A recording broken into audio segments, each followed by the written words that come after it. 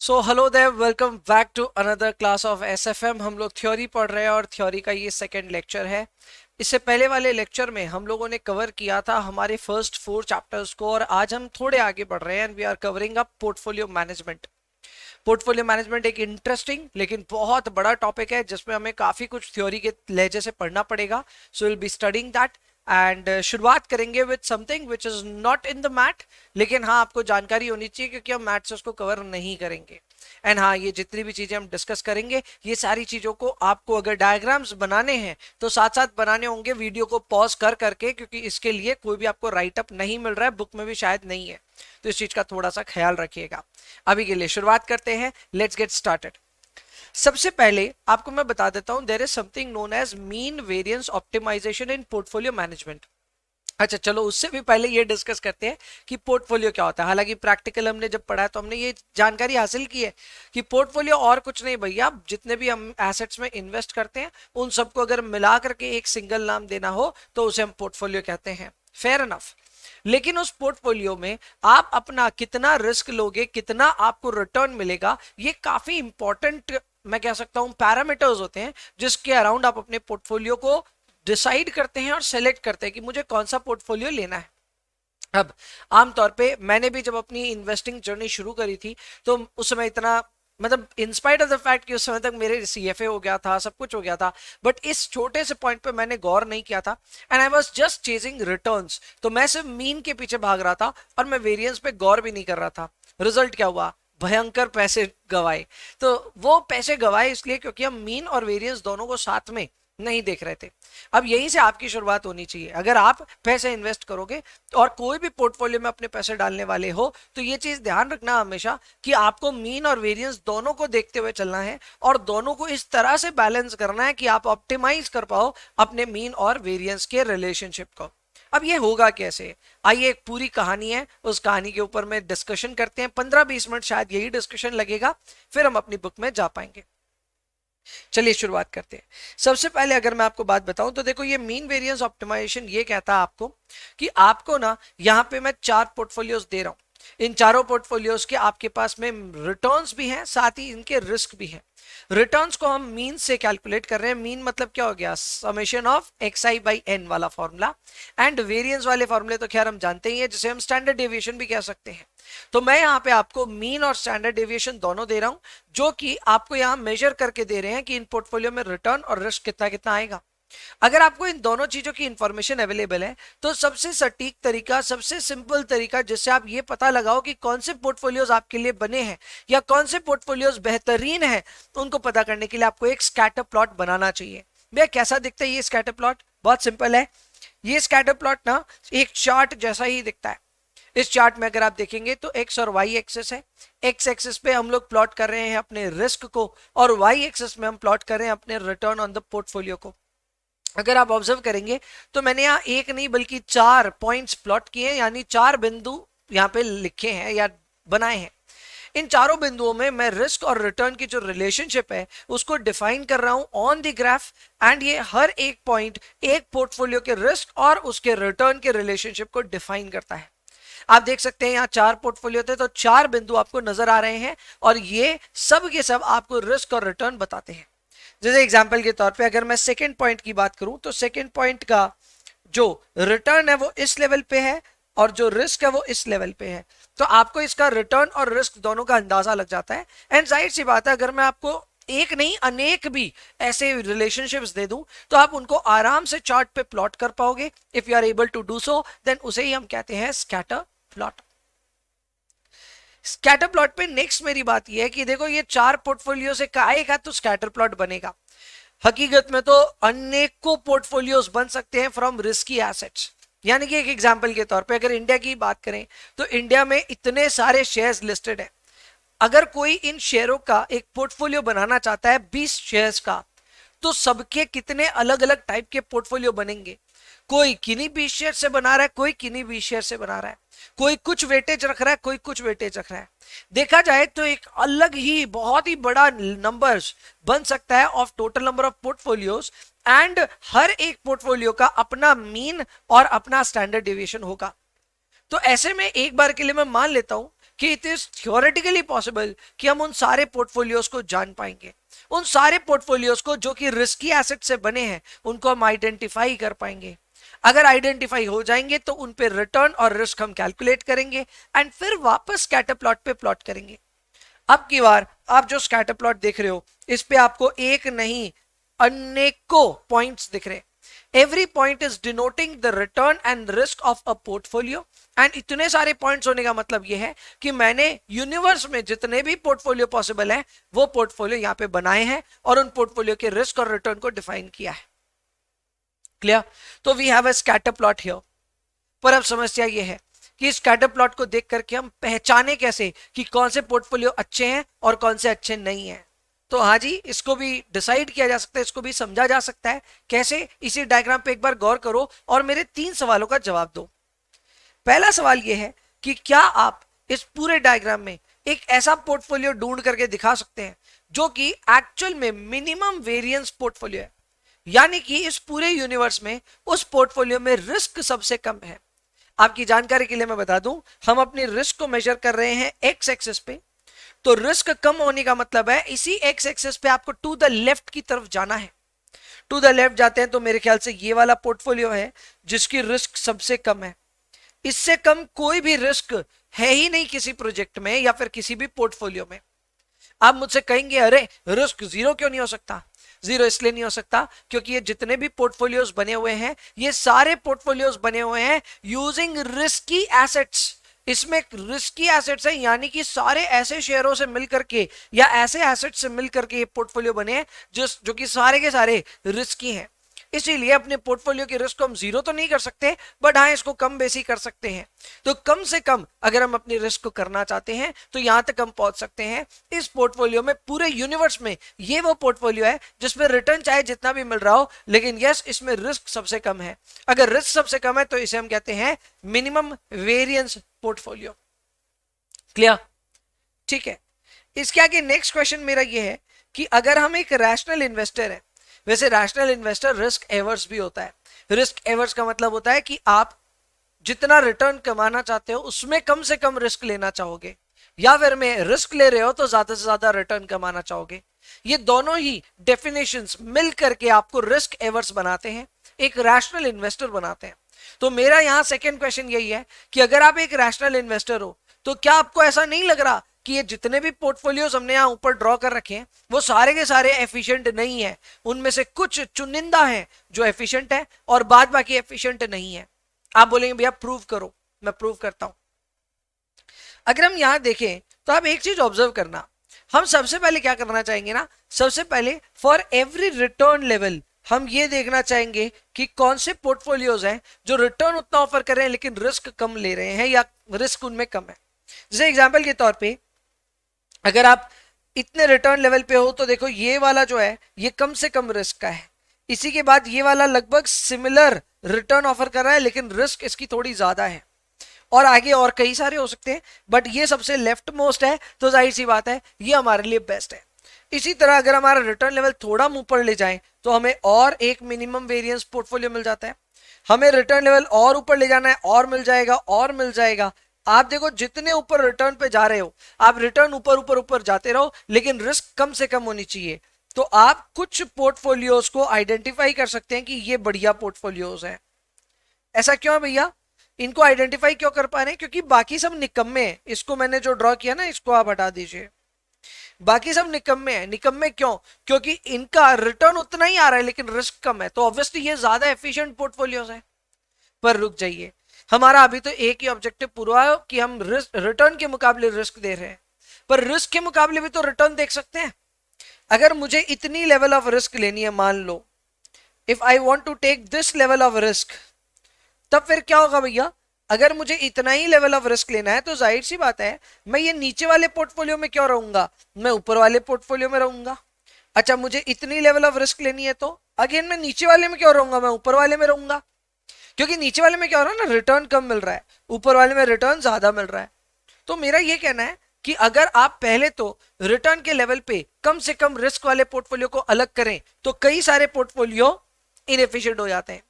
फिर उसके बाद आप दूसरी कंडीशन लगाइए जहां पे आप ये देखिए कि चलो रिस्क लिया इतना तो बताओ रिटर्न कितना कितना आएगा। तो दो पोर्टफोलियो उसमें भी आपके पास, एक कम रिटर्न वाला, एक ज्यादा रिटर्न वाला, तो आप क्यों कम रिटर्न वाले में जाओगे, आप ज्यादा में जाओगे। एंड यही रीजन है कि आपको खुद को फील होगा कि ये ऊपर वाले जितने पोर्टफोलियोज है ना, ये वाले, यही एफिशिएंट पोर्टफोलियोज हैं। इनके अलावा बाकी जितने भी पोर्टफोलियोज हैं वो सारे के सारे इनएफिशिएंट हैं। अगर कोई इस तरह के पोर्टफोलियोज बना रहा है तो वो बेकार ही में ज्यादा रिटर्न, ज्यादा रिस्क ले रहा है और कम रिटर्न कमा रहा है। तो ये था मेरा सेकेंड क्वेश्चन कि अगर हम एक रैशनल इन्वेस्टर हैं तो क्या हम ये पता कर सकते हैं कि ज्यादातर पोर्टफोलियोज तो इनएफिशिएंट है, कुछ चुनिंदा ही हैं जो कि एफिशिएंट है। हाँ भैया, वो भी अब हम कर सकते हैं। तीसरा है कि क्या आप आइडेंटिफाई कर सकते हो एक एफिशिएंट फ्रंटियर को। हाँ जी, वो भी कर सकते हैं। हमारे जितने पोर्टफोलियोज एफिशिएंट है, अगर हम उनको एक लाइन से पिरो दें तो वो एक एफिशिएंट फ्रंटियर बन जाता है। यहां थोड़ा सा खिचड़ी पक गया, नीचे भी ड्रॉ किया हुआ है मेरा कि एफिशिएंट फ्रंटियर कैसा दिखता है। ये आप देख सकते हैं, एफिशिएंट फ्रंटियर ऐसा दिखता है।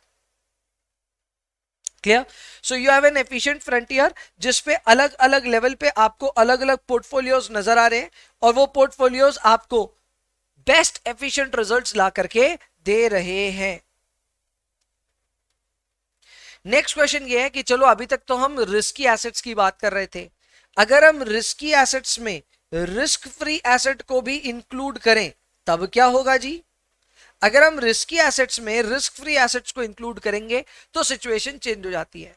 फिर जो रिलेशनशिप है बिटवीन रिटर्न एंड रिस्क वो बदल जाती है। भैया ऐसे कैसे बदल जाती है, मैं समझाता हूं। आप सभी को याद है जब हम पोर्टफोलियो के रिटर्न का फॉर्मूला पढ़ रहे थे तो it was WA RA plus WB RB, correct? ये वाला फॉर्मूला था, करेक्ट? अब इस फॉर्मूले में अगर आप देखोगे तो आप यहां पे जो रिटर्न निकाल रहे हो वो एक वेटेड एवरेज कॉन्सेप्ट से आ रहा है, वेटेड एवरेज। वहीं पे जब हम सिग्मा पी निकालते हैं तो उस केस में फॉर्मूला हमारा होता है WA sigma A whole square plus WB sigma B whole square plus 2WA WB covariance of AB। ये फॉर्मूले होते हैं।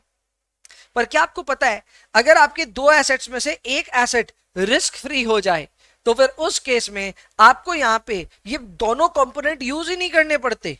You need not use these two components and इस वजह से जो आपकी रिस्क है वो भी अब एक वेटेड एवरेज फॉर्म में आ जाती है। ठीक है ना? आपकी जो रिस्क, क्योंकि ये वेरिएंस है ना, तो स्टैंडर्ड डेविएशन भी वापस क्या हो जाएगा, this standard deviation would be just WA sigma A और कुछ भी नहीं होगा। ये भी एक वेटेड एवरेज फॉर्म में आ जाएगा। अब दोनों की फॉर्म सेम है तो अब दोनों एक लीनियर रिलेशनशिप पे डिफाइन किए जा सकते हैं और वही चीज यहां होने वाली है। The relationship between risk and return will become linear. कैसा? तो आप ऊपर देख रहे हो अभी तक कर्व बन रहा था, अब कर्व नहीं बन करके एक स्ट्रेट लाइन बन रही है। ये स्ट्रेट लाइन आपको ये बताती है कि आप अपने पोर्टफोलियो में जितने रिस्क को इंक्लूड करोगे, जितने रिस्की एसेट्स बढ़ाओगे, उतना आपका पोर्टफोलियो का रिस्क बढ़ेगा लेकिन साथ साथ रिटर्न भी बढ़ेगा और लीनियरली बढ़ेगा। इसका मतलब अगर आप चाहो तो पूरा का पूरा रिस्क फ्री में 100% इन्वेस्ट कर सकते हो। अगर आप पूरा का पूरा रिस्क फ्री में इन्वेस्ट करते हो तो यू आर फॉलोइंग हियर, तो आपकी रिस्क तो जीरो है क्योंकि आपने सारे पैसे उठा के कहां डाल दिए, रिस्क फ्री में। लेकिन आपको जो रिटर्न मिल रहा है वो भी आपके रिस्क फ्री के बराबर ही है। अब आप कहेंगे नहीं हमको तो ज्यादा रिटर्न चाहिए। अगर आपको ज्यादा रिटर्न चाहिए तो फिर आपको थोड़ा थोड़ा करके अपनी रिस्क को बढ़ाना होगा। आप जैसे जैसे अपनी रिस्क बढ़ाओगे यू विल सी कि लीनियरली आपके रिटर्न्स में भी एक बढ़ोतरी हो रही है। एंड इसी बढ़ोतरी को, इसी रिलेशनशिप को अगर हम डिफाइन करना चाहें तो हम डिफाइन करते हैं through the concept of CAL। CAL का नाम ही है कैपिटल एलोकेशन लाइन। ये लाइन यही बताती है कि किस पॉइंट पे आप कितने % इन्वेस्टमेंट रिस्की एसेट्स में कर रहे हो और कितने % इन्वेस्टमेंट, वैसे 100 में क्यों लिख रहा हूं, आप ऐसे ही समझो बस यहाँ पे रिस्क फ्री में कितना इन्वेस्ट कर रहे हो और रिस्की में कितना इन्वेस्ट कर रहे हो, हर पॉइंट कुछ कहता है। ठीक है ना? जैसे यहाँ पे 100% invested in risk free and 0% invested in risky. जैसे जैसे इस लाइन से आप आगे जाओगे वैसे वैसे आपका रिस्की इन्वेस्टमेंट बढ़ रहा है और रिस्क फ्री घट रहा है, ओवरऑल रिटर्न बढ़ रहा है और ओवरऑल प्रॉफिट भी बढ़ रहा है। इस लाइन को हम कहते हैं कैपिटल एलोकेशन लाइन। बहुत ही ऑब्वियस नाम है इसका। आप अपने कैपिटल को एलोकेट कैसे करते हो, उसी के बेसिस पे आप डिफरेंट डिफरेंट पॉइंट्स पे बिलोंग करने लग जाओगे, एंड हेंस उन्हीं सारे पॉइंट्स को अगर हम जोड़ दें तो बन जाता है CAL, capital allocation line. Next मेरा क्वेश्चन क्या आता है कि क्या CAL हमको अपने एफिशिएंट फ्रंटियर पे टैंजेंट बनाना चाहिए? जवाब है हाँ, बनाना चाहिए। अगर हम CAL की बात करें तो देखो सबका अपना अपना पर्सपेक्टिव है, सब अपने अपने हिसाब से पोर्टफोलियो डिसाइड करेंगे। मैं एक एग्जांपल दे रहा हूं। अब रिस्की पोर्टफोलियो कौन सा लेना है हमको क्या मालूम, हम कोई भी ले लेंगे। उसमें रिस्क फ्री सिक्योरिटी जोड़ना है वो भी जोड़ लेंगे। चलो इनका वेटेज छोड़ो, लेकिन फिर भी आपको नहीं लगता अलग अलग लोग अलग अलग रिस्की पोर्टफोलियो में रिस्क फ्री को जोड़ रहे होंगे? तो जाहिर सी बात है सबका अपना अपना CAL आएगा। Everybody will have a different CAL। अब किसी का CAL हो सकता है कि उसका CAL आ रहा है एग्जैक्टली एफिशिएंट फ्रंटियर के टैंजेंट, किसी का इसके नीचे से जा रहा होगा। कोई ख्वाब देख रहा है कि मैं ऊपर से CAL बना लूंगा। तो मैं आपको बता दूं ऊपर वाला तो ख्वाब ही देखते रहो। क्यों? क्योंकि आप जिन पोर्टफोलियोज को ढूंढ रहे हो रिस्की यूनिवर्स में वो एग्जिस्ट ही नहीं करते। आप एफिशिएंट फ्रंटियर के ऊपर जा ही नहीं सकते, उसके ऊपर कुछ होता ही नहीं है। सो टेक्निकली इस तरह का CAL अगर आप बनाना चाहते हो जो आपके टेंजेंट वाले CAL से ऊपर होगा तो वो होगा नहीं कभी, इट इज अनअटेनेबल। लेकिन आप नीचे रह सकते हो। नीचे रहोगे तो आप इनएफिशिएंट रहोगे, क्योंकि आप ऐसे पोर्टफोलियोज में इन्वेस्टेड हो जो पोर्टफोलियोज इतने अच्छे नहीं है। एंड इसीलिए बहुत ज्यादा इंपॉर्टेंट है कि आपका जो CAL है वो एफिशिएंट फ्रंटियर के क्या होना चाहिए, टेंजेंट। आप मुझसे पूछोगे क्यों इतना इंपॉर्टेंट है, तो मैं आपको बताता हूं क्यों। कैपिटल एलोकेशन लाइन अगर आपके एफिशिएंट फ्रंटियर के टैंजेंट हो जाता है तो आपको एक चीज का तो दिलासा हो जाता है कि अब ये पोर्टफोलियो मेरा रिस्की इन्वेस्टमेंट या रिस्की यूनिवर्स में भी एफिशिएंट है, और अगर मैं रिस्क फ्री जोड़ करके इसको बनाऊं तो भी ये एफिशिएंट ही है, क्योंकि वो एफिशिएंट फ्रंटियर पे टच हो रहा है। Anything that touches on efficient frontier is something important and it is optimal portfolio. तो इस ऑप्टिमल में थोड़ा सा रिस्क फ्री सिक्योरिटी है और थोड़ा सा रिस्की एसेट्स है, और ये दोनों मिलकर के एक ऐसा तगड़ा पोर्टफोलियो बन रहा है जो कि एफिशिएंट फ्रंटियर के हो रहा है क्या, टेंजेंट। अब आपके मन में आएगा कि सभी को ये चेष्टा करनी चाहिए, सबको एक ऐसा CAL बनाना चाहिए जिससे एफिशिएंट फ्रंटियर टेंजेंट हो जाए या वो एफिशिएंट फ्रंटियर के टेंजेंट हो जाए। तो मैं सच्ची बताऊं तो लोग चेष्टा तो अपनी तरफ से करते ही हैं, बट हर इंसान की अपनी अपनी सोच है। इसी वजह से कोई कर पा रहा है, कोई नहीं कर पा रहा, और सब एक CAL पे नहीं है, सबकी अपनी अपनी जिंदगी का अपना अपना CAL है। तो ऐसे में अगर मैं एक अजम्पशन ले लूं कि सभी लोग एक तरह से सोचते हैं, सभी लोगों की होमोजीनियस एक्सपेक्टेशंस होती है, तब क्या होगा? तब ये होगा कि आपका जो CAL है जो कि आपके रिस्क जो कि आपके एफिशिएंट फ्रंटियर के टैंजेंट जा रहा था, अब आप अकेले नहीं हो जो इस CAL पे ऑपरेट कर रहे होंगे, सभी लोग CAL पे ऑपरेट कर रहे होंगे, सभी लोग इसी पोर्टफोलियो को लेकर के अपना कॉम्बिनेशन बनाएंगे of risk free security and risky portfolio. तो मेरा अभी तक का कहानी क्या मैं बताता हूं। CAL में क्या हो रहा था, सब लोग अपने हिसाब से एक रिस्की पोर्टफोलियो ले रहे थे और उसमें रिस्क फ्री एसेट को इंक्लूड कर रहे थे, करेक्ट। लेकिन अब CML में क्या होगा, सबकी होमोजीनियस एक्सपेक्टेशंस हो गई। इसका मतलब सभी लोग मिलकर के एक ही रिस्की पोर्टफोलियो में इन्वेस्ट कर रहे हैं। क्यों? क्योंकि वो एफिशिएंट है, वो एफिशिएंट फ्रंटियर के टैंजेंट है, यानी वो एफिशिएंट फ्रंटियर पे फॉल करता है। एफिशिएंट फ्रंटियर पे फॉल करने वाला सबसे बढ़िया पोर्टफोलियो होता है। तो सबसे बढ़िया पोर्टफोलियो सभी को चाहिए, तो सब लोग एक ही सोच के साथ एक ही पोर्टफोलियो पे पहुंच गए। इस पोर्टफोलियो को थ्योरेटिकली हम कहते हैं मार्केट पोर्टफोलियो। अब आप बोलेंगे भैया थ्योरेटिकली मतलब? थ्योरेटिकली इसको इसलिए कहते हैं क्योंकि ये अचीवेबल नहीं है। क्यों अचीवेबल नहीं है? अरे मतलब कोई एक इंसान दो इंसान पहुंच सकता है इस पे, लेकिन पूरा मार्केट ही इसी पे पहुंचेगा ऐसा जरूरी नहीं है। आप खुद सोचो, क्या सबकी सोच एक जैसी होती है? एकदम भी नहीं। होमोजीनियस एक्सपेक्टेशंस होने से रहा, जब वो होगा ही नहीं तो जाहिर सी बात है सभी लोगों का CL कॉमन नहीं हो पाएगा। जब तक CL कॉमन नहीं होगा तो CML बनेगा ही कैसे? तो ये एकदम सच बात है कि CML एक थ्योरेटिकल कॉन्सेप्ट है, और इस CML को जहां पोर्टफोलियो मार्केट पोर्टफोलियो जहां बन रहा है, जहां टेंजेंट पोर्टफोलियो से ये मिल रहा है, वो भी अपने आप में थ्योरेटिकल सर्कमस्टेंस है। एंड इसीलिए ये market portfolio is just a theoretical concept, ऐसा रियल लाइफ में आपको देखने को नहीं मिलेगा। लेकिन फिर भी एक बार के लिए मान लेते हैं कि ये हम सबको पता चल गया, पूरी दुनिया को पता चल गया कि जो रिस्की पोर्टफोलियो है वो क्या होना चाहिए और उसके साथ में उनको रिस्क फ्री जोड़ना है। एक बार के लिए मैं मान लेता हूं कि ये रिस्की पोर्टफोलियो ना हमारा इंडिया का निफ्टी 50 है। तो मान लेते हैं कि पूरी दुनिया को यह पता चल गया है कि हमको अपने पोर्टफोलियो में निफ्टी को इंक्लूड करना चाहिए और निफ्टी के साथ में थोड़ा रिस्क फ्री ऐड करना चाहिए। इसके अलावा दुनिया में और कोई इन्वेस्टमेंट हो ही नहीं रही, इंडिया में एटलीस्ट और कोई भी अलग तरह से इन्वेस्टमेंट नहीं कर रहा, सभी लोग इसी तरह से इन्वेस्टमेंट कर रहे हैं क्योंकि ये सबसे ज्यादा एफिशिएंट है। एक बार के लिए मान लेते हैं, पर फिर भी क्वेश्चन आता है कि चलो भैया ये मान लेते हैं कि निफ्टी में इन्वेस्टमेंट करेंगे हम और थोड़ा रिस्क फ्री सिक्योरिटी में भी इन्वेस्टमेंट करेंगे, पर फिर भी तो अलग अलग प्रकार के लोग होते हैं। कुछ लोग होते हैं जो बोलते हैं नहीं नहीं हम रिस्क लेंगे क्योंकि हमको ज्यादा रिटर्न भी चाहिए, तो कुछ लोग इतने फट्टू होते हैं जो बोलते हैं हमको रिस्क नहीं लेना है क्योंकि हमको रिटर्न भी ज्यादा नहीं चाहिए। तो क्या अलग अलग लोग इस सीएमएल पे फॉल कर सकते हैं? तो जवाब है हाँ, अलग अलग लोग इसी एक सीएमएल पे अलग अलग जगह फॉल करेंगे। जैसे कि इतनी बड़ी सीएमएल है, आप चाहो जहां विराजो, चाहो जहां विराजो का मतलब यह है कि आप अपने कैपिटल को कैसे भी एलोकेट करो। If you want to allocate more on risk free security, do it. If you want to allocate more on risky security, you can also do it. It depends on your risk appetite. जैसे कि अगर आप एक risk averse investor हो, यानी कि ऐसे investor जिसको रिस्क बहुत ज्यादा पसंद नहीं है, अगर आपको रिस्क पसंद नहीं है तो ये पक्की बात है कि जिस पॉइंट पे सीएमएल के आपका टेंजेंट पोर्टफोलियो यानी आपका मार्केट पोर्टफोलियो लाई करता है, आप उसके लेफ्ट में ही कहीं पे ऑपरेट कर रहे होगे। अब वो कहीं पे भी हो सकता है, that is based on your understanding. हो सकता है आप यहां हो सकता है यहां हो सकता है यहां हो। भी ऐसा क्यों हो रहा है?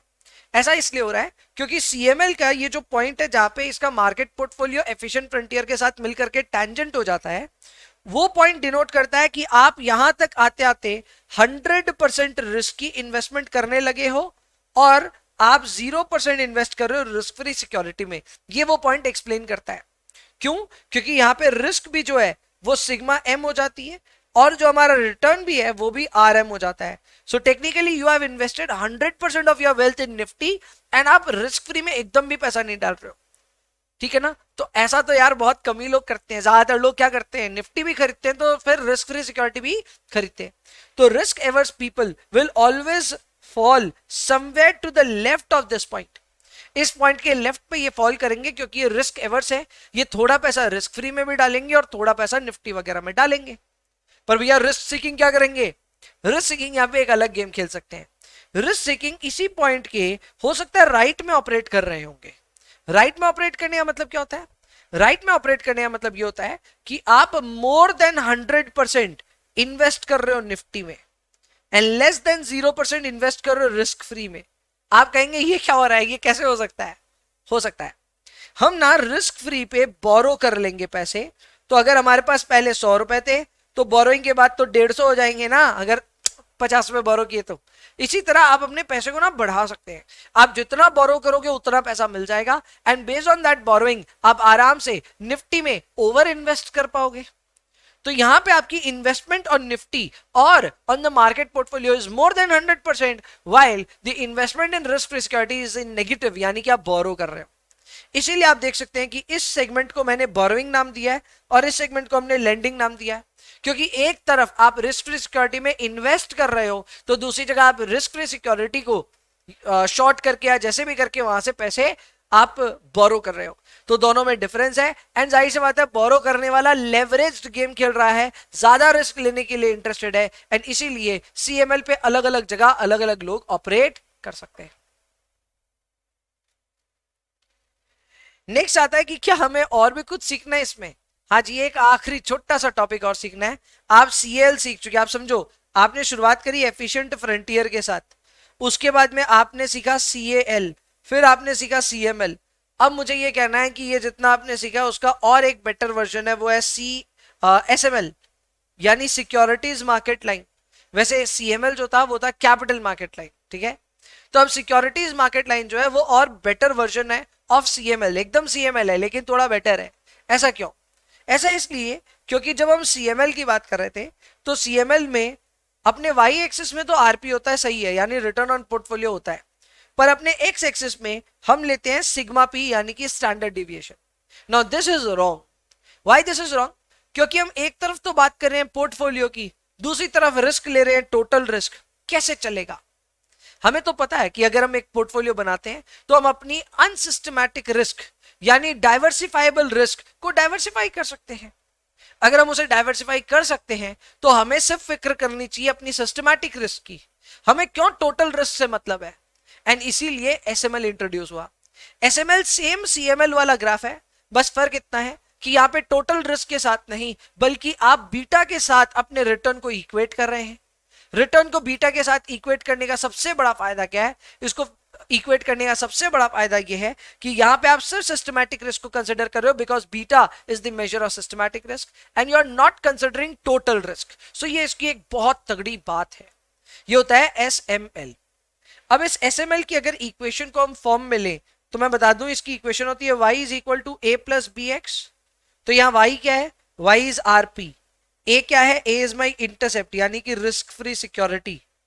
अच्छा, इसके बाद में b क्या है? Beta is the slope. Slope क्या होता है इसका? R M minus R F. और फिर हम लेते हैं x। x क्या है? x is beta. देखा देखा लग रहा है formula? Are you able to see this formula? हाँ भैया, देखा देखा लग रहा है, ये सीएपीएम है। एग्जैक्टली सीएपीएम भी तो यही अजम्पशन लेता है। आप पढ़ोगे आगे जाकर के कि सीएपीएम भी यही मानता है कि भाई हमारे अगर पोर्टफोलियो को हम डाइवर्सिफाई कर सकते हैं तो हम जरूर करेंगे, और हम अपने रिटर्न पे जो रिस्क प्रीमियम पाएंगे वो सिर्फ अपने सिस्टमैटिक रिस्क की वजह से पाएंगे और किसी चीज की वजह से नहीं। यही चीज सीएपीएम का कहना है। एंड इसीलिए CAPM becomes the equation to this straight line which is known as securities market line. तो ये भी क्वेश्चन आ सकता है कि सिक्योरिटीज मार्केट लाइन का जो इक्वेशन होता है वो क्या होता है? तो उसका जवाब है it is CAPM. It is CAPM which is the equation of securities market line. इसका स्लोप होता है R M minus R F, इसका आरपी होता है वाई और एक्स होता है beta. X is beta, intercept है आर एफ। तो इस हिसाब से सीएपीएम भी यहां पे कंप्लीट हो जाता है। सो इसी के साथ बच्चा लोग अपने बहुत सारी चीजें आप सीख चुके हैं, जैसे कि मिनिमम वेरिएंस पोर्टफोलियो सीख चुके, हम एफिशिएंट फ्रंटियर सीख चुके, इसके अलावा हम सीएएल, सीएमएल और एसएमएल भी सीख चुके हैं।